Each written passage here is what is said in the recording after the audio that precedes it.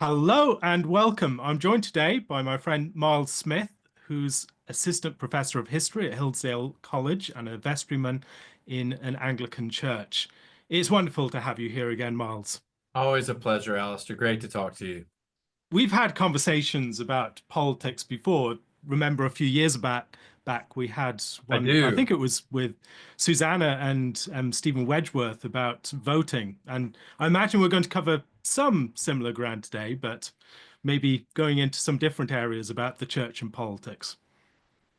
I think so. Yeah, I think we'll overlap a bit with things we've talked about before, but we have really different circumstances than the last time we talked. So We may even have changed our mind a bit. I haven't listened back to the episode since then.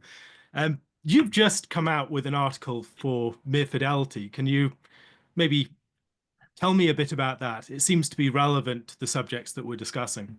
yeah, I my friend Jake Meter, who's a public Christian intellectual, and an editor at Mere Orthodoxy, I'd been chatting with him about just really politics as tragedy. And sort of there doesn't seem to be sort of an evangelical reflex to confront this sort of essential fallenness. I think tragic is actually more important than the idea of fallenness, because I think people know that politics fallen, but there's a struggle to sort of embrace the idea that might be tragic and that we might be even participating in a tragedy.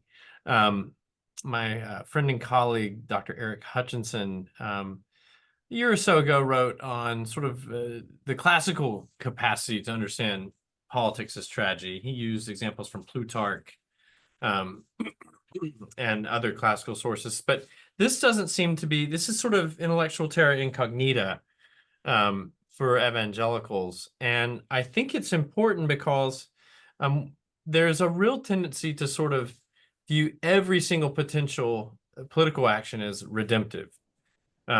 Amongst evangelicals. And I think you see we've cycled through so many different types of evangelical candidates. Think about the moral majority, Reagan era, the Clinton era, the sort of moral anathematizations, understandable, of Bill Clinton for his failures. And now, of course, an embrace of a figure who's sort of morally analogous to Bill Clinton.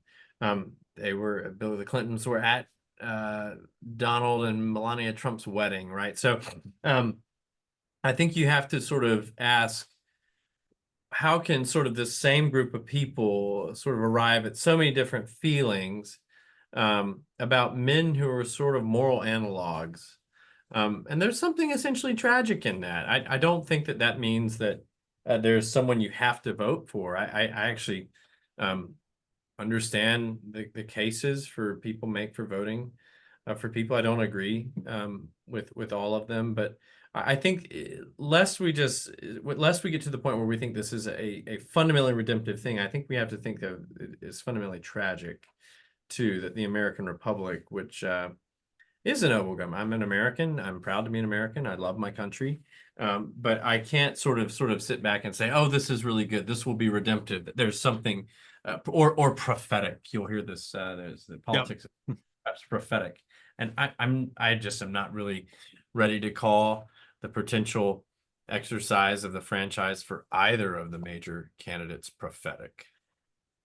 So it seems to me both of those examples, prophetic and redemptive, present a sacralized vision of politics, and there can be an almost inverse of that in the accusation that people have idolized candidates or Mm. there's a political idolatry. And in some cases, there might be, but how would we distinguish between people being staunch supporters of a particular party or candidate and them having a sort of idolatry of politics?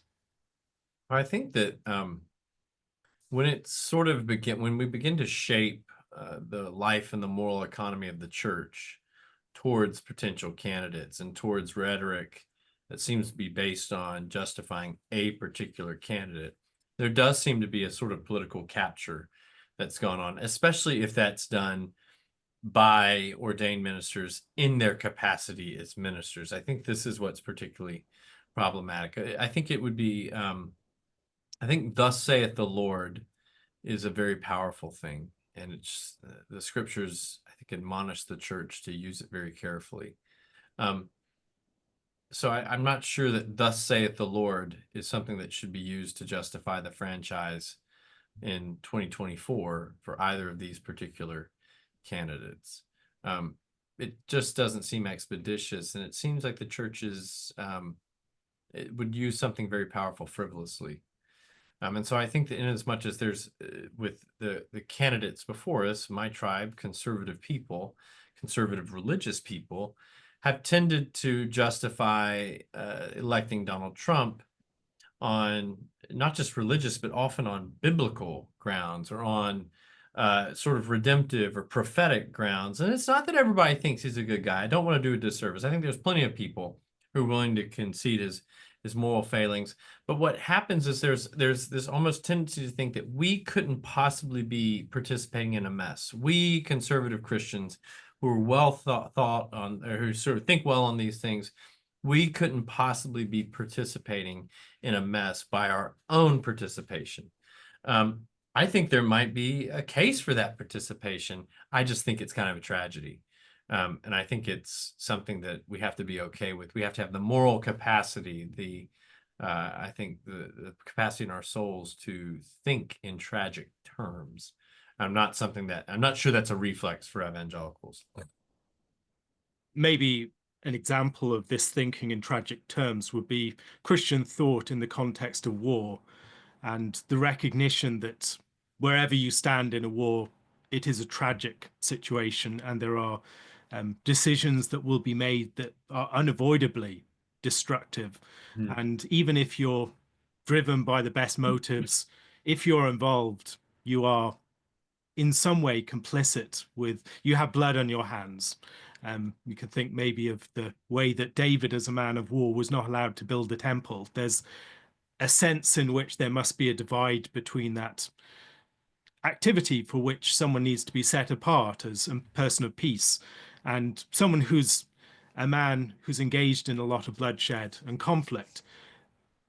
Is there a way to retain some sense of the urgency, maybe even moral urgency, of some of the politics of our day and our need to be involved without sacralizing them, I think without so. Yeah. injecting that "thus saith the Lord"? I think there's something, I think about what the church is able to speak authoritatively on. My pastor can identify particular moral disorder in society. He can identify a particular social ills that come from it. He can identify the political aspects of those things. I think the church is competent to do that. What the church can't do is, I think, prescribe a particular political action to the laity. That's the job of the state. And one might broaden that out to say the job of nature, but that's not what Christ charged the church with. This doesn't mean the church is blind or ignorant or quietist. It just means that the church can't prescribe policy. And one of the things, of course, in our own time, you're I think British. Are you Irish or British, Alastair, by I'm citizenship? British, You're English. British, and I'm an American, and both of our governments, the government of the United States and His Majesty's government, both allow citizens to elect their magistrates, and so there's sort of a participation in the political order that allows us a measure of what we might call power and authority vis-a-vis the franchise that's not been the norm for most of human history, certainly not the norm to the people the apostles are writing to. There's no elections for Caesar. And so I think what we've done is we've tended to sort of think of this as almost a churchly act, that because we are Christians, therefore our franchise, the franchise is a churchly or sort of religious act. And it's not, it's a political one. It's perhaps maybe even a natural one. We should naturally be diligent citizens. We have natural duties to our fellow man, and one of those is the responsible exercise of the franchise, but we can't Bible that. And I Yeah. think that's the rub, right? Where where pastors are getting in and saying, if you don't vote for X, I was reading a book by, I'm reading a lot of evangelical memoirs these days, and I'm also reading right-wing sort of analogs to those. And Eric Metaxas has written a book recently sort of saying the church failed. The church hasn't acted politically enough, and that's why we're in this mess. It's very similar to language used by evangelicals on the left, who are sort of saying the church has morally failed in not enacting, pick, your favorite, sort of left political um, paradigm. So I think that sort of the disposition amongst a lot of American evangelicals is essentially a theocratic one, where the church is what sort of prescribes politics and sort of licenses people to go out and do political things. And I think that's a dangerous misreading of what the church actually does. So you mentioned the way that the minister can speak to disorder within society, and presumably there are occasions where there's been some signal sin by some public Mhm. official, or we might think about the ways that there might be divisions formed within the church on the basis of political divisions, and it's affecting the life of the church. It seems that just in a society like ours, where political passions are widespread and a lot of things are politicized. If you speak on the subject of abortion, for instance, it will have a political salience. It will suggest what way you should vote for some people, at least. And then there's also the question of, let's say you had a public official who was a congregant within your church and they were engaged in some vote of the government and they voted, for instance, in favor of a bill for, let's say, MAID or something along those lines. How do you deal with those sorts of issues within the life of the church Mm. without embroiling yourself or entangling yourself within um, partisan politics? I think some of it's taking the institutional life of the church seriously. I mean, one of the things that it seems to me, you mentioned like the idea of a potential officer having to deal with a candidate who's in their church. I mean, historically, the church was taken seriously enough as a social and civil institution, whereby people kind of respected its rules. I think one of the sins of evangelicalism is the destruction of the institutional life of the church. And faith has become this sort of commodified thing, wherein there's not really an institution to respect. There's sometimes maybe there's a cleric who preaches at you you're supposed to respect, and you're supposed to be nice to your fellow congregants, but there's not an institutional life that can bind you, that can sort of move you. And so I think that the essential problem in our day is the church has been emasculated as an institution. It's become so political. It's basically become a sort of a partisan. In many ways, it's become partisan. It's sort of another place to get out the vote, and not something you know that we can really move people with. Um, and so, yeah, I think that the annihilation of the church as an institution has a lot to do with that.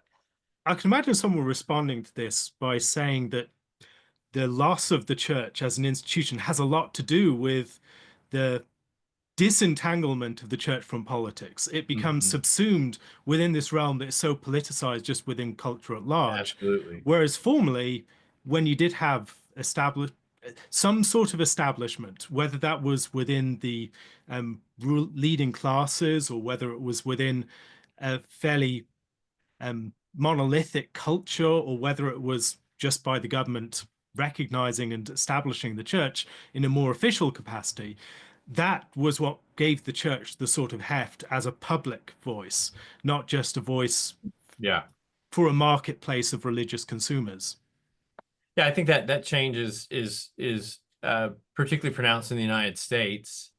Um, we've always been a little bit less institutional in our religiosity, and of course, the rise of social media I think has made this probably even more problematic. I'd be curious your thoughts. I mean, I tend to think that obviously, I like social media. I enjoy the intellectual connections that you can make. I think one thing that might be worth thinking about is the way social media has shaped the minds of people. I'm 40, so maybe my age and a bit younger. What we've sort of created is a space in which a lot of particularly men um, are looking to something for forms of self-actualization that other institutions historically gave them. The church, for example, intermediary institutions, um, and politics was sort of an outgrowth of all those other things. It was just one of those other things. And with the loss of those other institutions, politics is one of the really the only thing that matters Yeah. now. And so you've got basically politics and church and nothing else.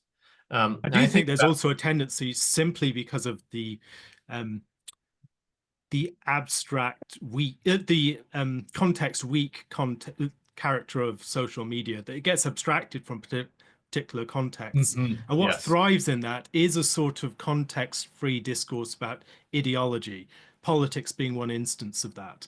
And so people will symbolize within these grand floppy symbols, people will project their own experience. And that can be Mhm. ideologies such as feminism, thinking about the patriarchy, and people factoring into that all these different experiences that they're having. And it becomes this Yeah. many-headed beast that beneath the water of the discourse occasionally breaches its head above the surface, and you attack that because it represents this great evil. And I think also just the way social media works, it tends to have a polarizing and it pushes people towards extremes, and it's a constant performance of positioning within and for groups. And so I Yeah. think that dynamic makes it a fairly unhealthy context within which to be forming your politics. If you Yeah. have politics formed elsewhere and you're bringing them to that for a certain degree of exchange, that's different. And also to form your churchmanship, which is the other side of this. I mean, you think about there's so many internet conversions. And think about the sort of evangelical who memes himself into being a sort of traditionalist Catholic, um, or into being a sort of devotee of the Russian Orthodox Church or something like this. So I think that the internet, um, particularly people younger than me, the way they've interacted with it, the way they're formed in it, is not that it's sort of something that I think uh, is an auxiliary to other institutions. It's a world unto itself. Um, and so I think that changes how people will interact with politics, with religion, with a little bit of everything. So for sure, I mean, we're living in a very different world than the one I grew up in exurban North Carolina, and church is very different. It And seems that 10 years is an age now. yeah, that's right. The generational difference between um, later millennials and Gen Z is huge, and Gen Alpha again. It's just a gulf. Yeah, that's right. I mean, I'm 40, and I think that my students who are, in their 20s, or or late teen, 18 to 22, they live in a world that's so different than even the students when I started teaching, who are, in their early 30s now. And so it's a very different world. And so what that means for politics and for religion, I think we're still finding out. I think I don't even know how long this moment will last. I think we're still in a very sort of embryonic stage of development for how all of this will sort of work out and look. So yeah, it is a brave new world, and we're all trying to adjust. So I find, for instance, talking about pastoral speech, the presence of pastors online is always fascinating because hmm, pastoral authority just doesn't function online. no, We are all peers online. There's no sense of right. hierarchy or anything like that. And so what you have is a sort of sapping of the authority of the That's right. pulpit when pastors are very vocal online, On the other hand, if they're not vocal online, that is the realm where a lot of authority and so-called shepherding is playing out. And so it's almost damned if you do, damned if you don't. There are people trying to form groups online, and there are also ways in which what happens online will detract Hmm. from the meaningful authority that is exercised within the church in its proper mode. I think that when I think of like the necessity, like first of all, the internet is influential. I think there's a tendency for some people to say it doesn't matter. I think it probably does. Um, I think that it matters in a different way than people who think it matters. If um that makes sense. It always is sort of leading people to, you can be very inquisitive online. It's hard to join an institution online. Hard to meaningfully be formed in it. I do find it fascinating looking at people's profiles and the degree to which, I mean, it would be akin to my identifying myself as a Republican online. It doesn't really matter. I'm within a monarchy. And so I have to live within a monarchy, whether I like it or not. I am a subject of His Majesty. And it seems to me that there's something akin to that. People have Mhm. identifications in social media that are more ideological rather than contextual belonging. And that, I think, is a significant shift. And it changes the way that we relate to many of these sorts of questions that we're getting into now. Absolutely. Yeah, I mean, the the one thing I think I'm most uncomfortable with online is the growth um of sort of shock factor churchmanship. This seems very new to me. Because it's hard to do in a church. Um, you can have these sort of sound bites and say, "Oh, you've never known this before." It's essentially sort of shock jock pastoring. And I think you need the accoutrements of modernity to do that. It doesn't really work. Um, it doesn't really work if you just walk into a church the same way. So, I was thinking recently about the way that, and in response to some thoughts that you had, um, the way that evangelicalism has tended to hmm, collapse a distinction between the quotidian and the life of the church. And so it tries to be accessible, it tries to speak as hmm, much as possible in the vernacular, it tends to avoid liturgical forms, clerical dress, vestments, it right. tends to avoid um, churchiness. It tends to want to be folksy, to be accessible and appealing, and all these sorts of things that reduce the the gulf, or not the gulf, but the difference between inside and outside the church. And as a result, it seems to me there is a loss of the wider life of society in its integrity over against the life of the church, and vice versa, the integrity of the church over against the wider society. And so the two become blurred in ways that lead to a sort of hybrid Christian culture Mhm. that has a lot of horizontal pressures maintained by the politics, the cultural preferences and values of the community. I was thinking about this earlier today. Some clip was going around of a person talking about the way that men should not have beards, and very strongly from the pulpit, this was a matter of great concern. Now, at a certain point in the past, it may have been prudential for Christian ministers to distinguish themselves from hippies or to be seen as clean shaven within a culture where it mattered to be seen that way. But to make that a matter of conscience binding teaching from the pulpit is clearly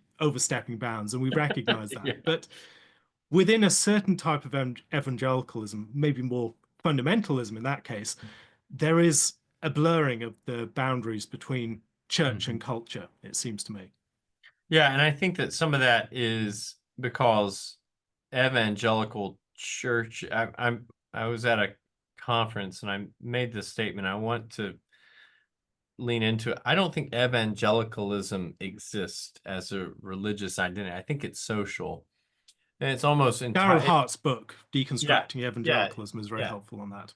yeah. My colleague Daryl Hart's talked a lot about this, and I think the fact of the matter is, these communities don't work as in the sort of ecclesiastical ways that their Protestant predecessors did. Um, so I think that one of the things that you kind of realize, and this is not an internet thing, this is happening on the ground, is the sociological narrowing of Christianity that's happening quite a bit.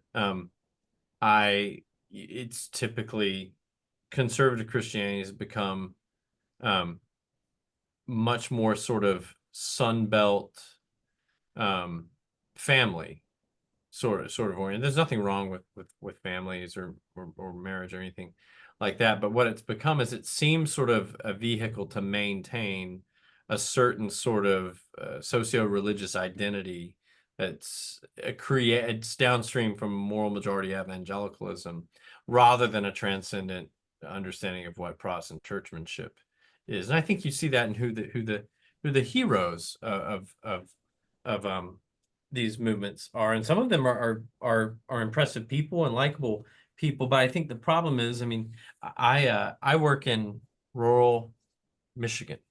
Um, Most of my town does not look like my conservative college community.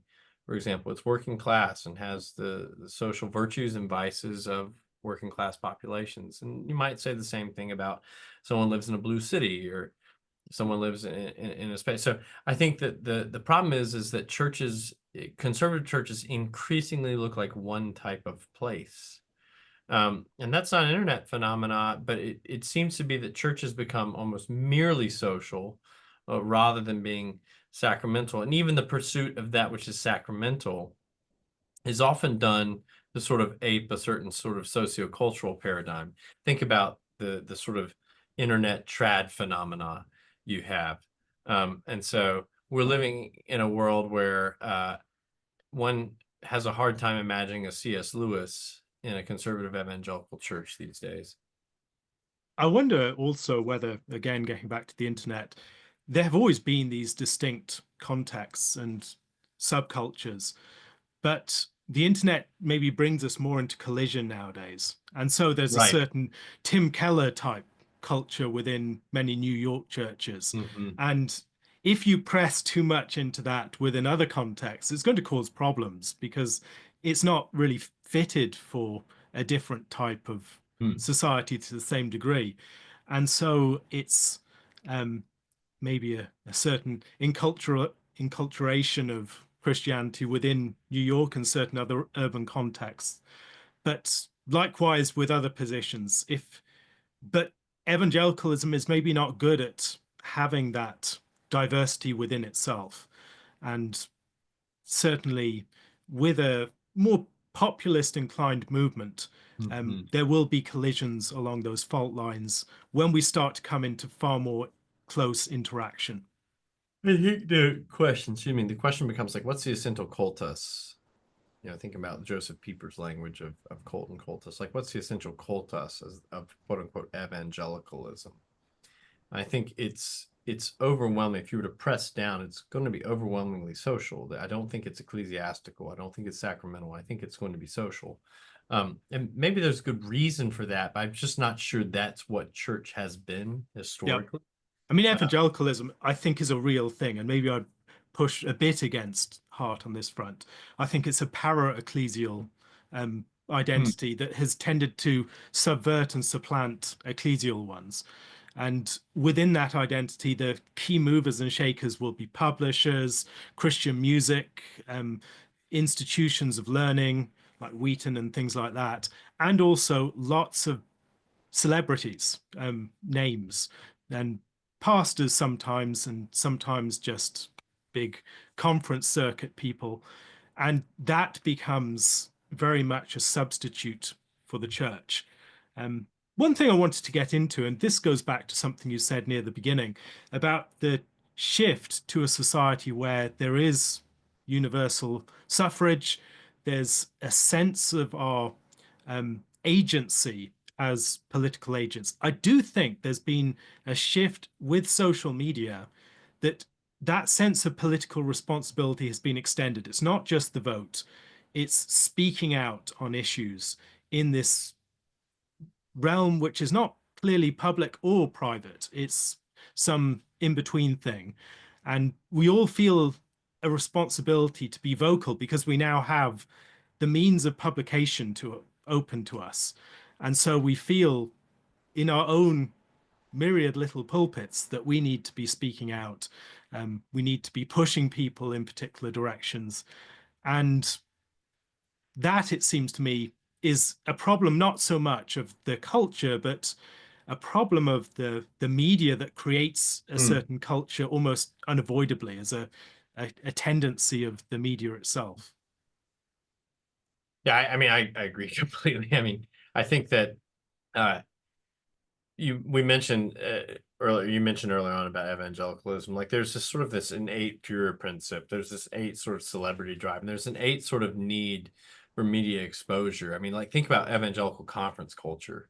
Like, the you have to sort of get your name out there. There's a sort of need to be upfront. And so I think in that sense, I mean, it's hard to see evangelicalism as anything other than that. And so yeah, I mean, isn't that how it began with Billy Graham got famous? I mean, if it is a thing, isn't it just Billy Graham got some coverage and so he was kind of fit the sociological bill for a certain group of, so sort of post mainline people. So yeah, I'm not meaning to make fun of it, but I also like I just it seems sociological. It doesn't seem to be anything real there. And by real, I mean like there's nothing churchy enough Yep. there for me to see it. And I'm a relatively churchy guy. Um, and so I mean in my real life I do churchy, so I don't even always like it. Like I think that's one of the interesting things. Anybody who's been an officer or done something like it probably doesn't always like it. I don't, but I still think that's real in a way I don't think of as evangelicalism as being real. So you've spoken about the dangers of clericalism within evangelicalism. And it seems to me that a lot of the pressures of clericalism within evangelicalism are supported more by horizontal pressures Hmm. of cultural, um, a sort of pressure towards cultural consensus and homogeneity, rather than actually being a very much top-down, authoritarian, hierarchical thing. It's almost as if people are attracted to someone who will sustain a social Hmm. consensus for them or to displace it onto that. And maybe pushing partly in favor of evangelicalism. Evangelicalism, I mean, we can say it's a populist movement. It's very much related to the dynamics of the market in various ways, but it has been a movement that's been deeply concerned with empowering and mobilizing the laity. Hmm. And so, whether that's personal devotions, getting Christians to read, getting Christians to attend conferences and go out and evangelize, or getting them involved in missions, it has, in that respect, maybe for all its tendencies towards that sort of clericalism, been an anti-clerical movement, a movement that's designed often with a Hmm. certain suspicion of um, uh, corrupt clericalism. We might think back to some of the groups that evangelicals will look to as inspiration, that they're classed as evangelical, but maybe not of the same kind. Things like the Methodist movement, which is operating within a very churchly environment. Hmm. And the early Methodists were very churchly people, incredibly churchly people. But yet, there's also a recognition we get people out there in these different um, group meetings, and we send out lay preachers and we cross boundaries. And there is a sense of empowering the laity within a churchly structure. And Hmm. is there a place for maybe at least one or two hurrahs for a sort of democratic Christianity that evangelicalism can represent? I think that that's definitely the case in the United Kingdom. Um, in the United States, especially since by the time the United States forms as sort of an independent republic, it doesn't have that sort of clericalist history. It doesn't have the churchy history. And so I think the American sin is never been sort of overweening churchiness. So in as much as if you want to understand it as a broad Anglo-American movement, I don't disagree with you. I don't think that's been the case of American evangelical life. There's always been a sort of Führerprinzip, celebrity sort of drive. In fact, there's a book by a fellow named Dickey that sort of proposed, hey, is the First Great Awakening where you actually have the roots of populism for the first time? And I think I look at a figure like a George Whitefield who does cross line. He does a lot of the things you're talking about, and yet will also sort of downplay the importance of things that evangelicals might call sectarian, but for some of us are very meaningful. I think about the sacrament of baptism, for example. I mean, baptism's enormously important. It's how God grows the church. It's the normative way that he brings people to himself. And a figure like a George Whitefield sort of views it almost as adiaphora. It's like, oh, well, maybe you're baptized, maybe you're not. And so in the United States, in Britain, there's never been, at least up until the 20th, the latter part of the 20th century, sort of the mass indifference to baptism. I mean, even you will have people who aren't religious who are baptized in Britain. Perhaps that's another sin in another direction, but that's not the case in the United States. So our American sin is always, I think, particularly a democratized one. We have so many voices, and that sort of democratization, it does what the ancients sort of say will happen. I mean, Plato talks about this, the democratic soul sort of always, Herodotus mentions this too, it always ends up leading to sort of some sort of authoritarianism. And I think that sort of the democratized evangelical soul, it lends itself to a specific form of clerical authoritarianism quite easy. I mean, look at how a pastor can run a church, right? Without, and these aren't these sort of independent type churches. They don't have any ruling elders. They don't have bishops. So there's no really sort of controlling authority on mere, almost popular authority. So I agree with you. And if the world's evangelicals were largely in the United Kingdom, I think it would be a different We have our own problems here, but yeah, that's right. So we won't label, we won't sort of lift our American problems onto you. But I do think in the American context, it's not been the struggle with churchiness, or overweening clerical, sort of episcopal or authority in those sense. one thing that reading some of your comments and interacting with you, I've often wondered about is the place for the church to be political in itself. Now, there's a number of ways we might talk about that. Might think about the way someone like Richard Hooker recognizes the church itself as a polity. It has to run its Right. affairs, and to a certain extent, there should be a recognition of it as being like any other human and governed institution. And like a university or some other institution, there need to be decisions made about meeting times, about buildings, Mhm. about all sorts of other matters that will be binding upon and regulating the church's behavior, but not necessarily binding the conscience. And so there's the church as a visible institution that has to run its affairs. But then there's also the fact that the church is um, speaking in the name of the risen Christ who's on the throne. And Mm. there's he's the King of Kings. He's the Yeah. one who represents, as it were, the telos of all sovereignty and authority. How can we represent the force of that within the realm of politics, or within a politicized society, without getting entangled or Mhm. subjecting the church to the rule of our very petty partisan politics?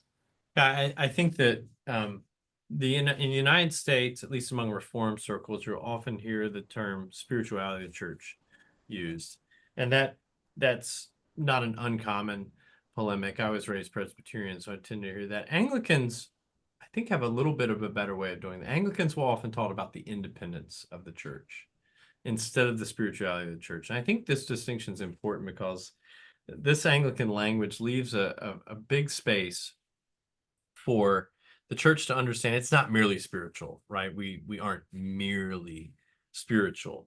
But likewise, we exist within but independent of the temporal kingdom. So we're a spiritual society that exists within, can speak to, but are independent of in specific ways the temporal kingdom. And so I think that that's a different language of two kingdoms than, say, evangelicals have, where there's a lot of blurring, and or a certain type of Presbyterian, which views almost the church as annihilated in a temporal context altogether. And so Anglicans have understood that there's something like independence, that we have to keep our independence. We will talk to you. We will have a conversation with politics. We will have a conversation with charity. We will have a conversation about natural disaster. We can speak to all those things, but what we can't do is lose our independence. The church can't lose its independence. So I've always liked that language of the independence of the church rather than the spirituality of the church. And I think that distinction is important because it says, look, of course, we are here in the temporal order. We observe things. We observe vice and how that, messes with not merely nature, but politics, and can even mess with the church itself at times. So the church isn't just some sort of blind, agent that can't speak. It's also not something that doesn't exist in the temporal world. I think that's what some excessive spirituality of the church readings lend it off to. So I like this idea of we're independent, but it can also speak to things in society. The British tendency is, and I think it's a good one, is to call the Church of England the chaplain of the nation. The chaplains aren't out there fighting in the same way that other soldiers are, but they're still with them and they speak to them. But a soldier never is supposed to sort of turn the chaplain into himself. There's always a difference there. I wonder whether part of what we need is an expansion of our sense of what is political in the broader sense of speaking to the life of the polity, and might think about the way that I often think about the way that the king is at the same time supposed to be not political Right. and also political. He's not to be partisan and to just represent one particular side of the political aisle. He's supposed to be a, a he's supposed to represent the unity of the nation in a way that upholds the peace and the common good. There's a sense in which he's supposed to be actively involved as a counselor and as someone consulted by the government. He's the one who's who owns the government in one sense. It's his government, and his face is on all the coins and the stamps, etc. There's a sense in which there's an authority and a sovereignty that's represented, but at the same time does not become meddlesome and does not exceed its competence. And there's something I think of the church's representation of Christ's authority that should be similar to that. Now, I think the analogy breaks down at many points, but it also, for me, it shows just the complicated character of the political. There's some ways in which the king can be more powerfully political because he's not representing partisan politics. He's representing something deeper about sovereignty and the common good.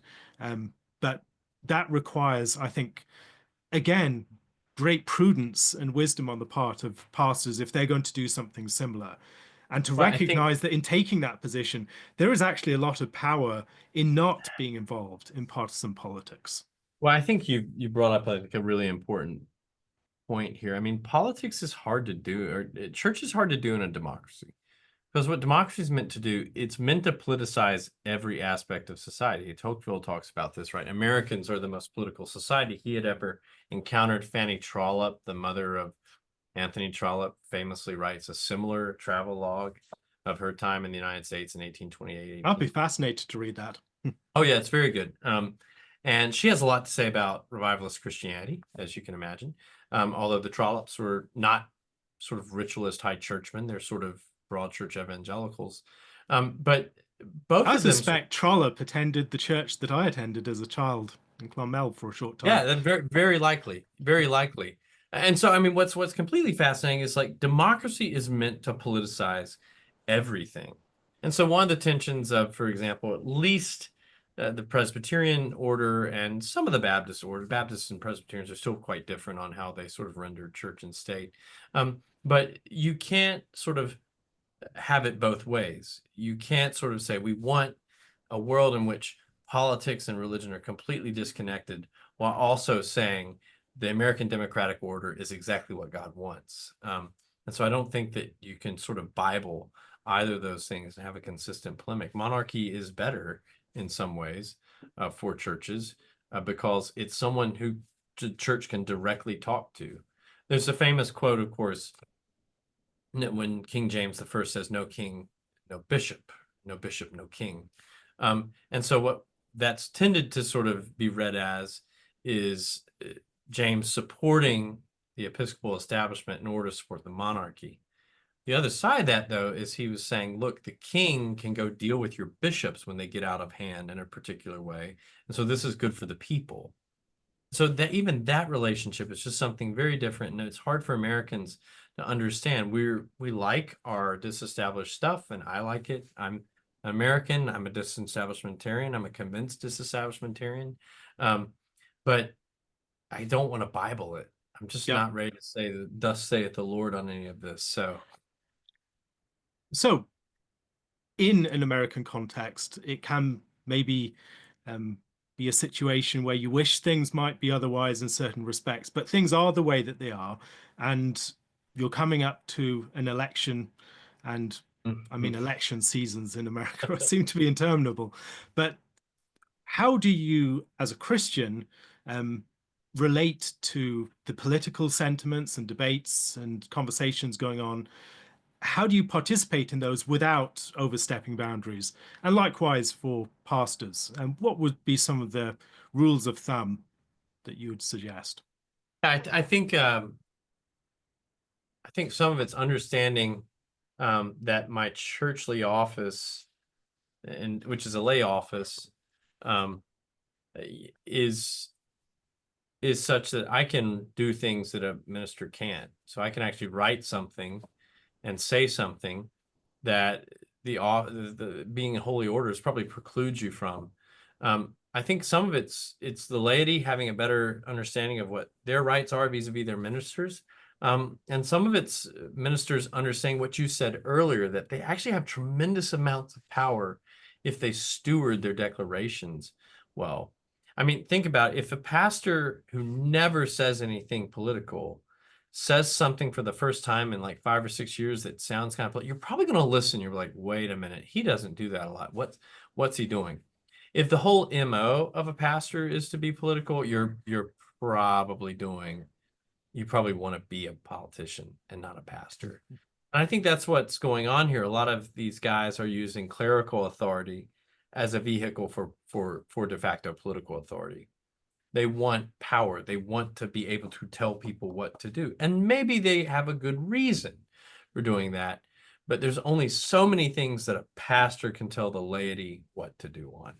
Um, and so I think that's the fundamental thing. Everybody understanding where the lines are, understanding what the church is. Americans aren't great at that. But yeah, lots of things to figure out. I don't think we'll get it worked out necessarily before the next election. But yeah, we live on this side of eternity, and these are sort of tensions that every generation deals with. I think we should be very careful on the right and the left to sort of say, well, it's never been this way before, et cetera, et cetera, et cetera, because usually something has been bad before.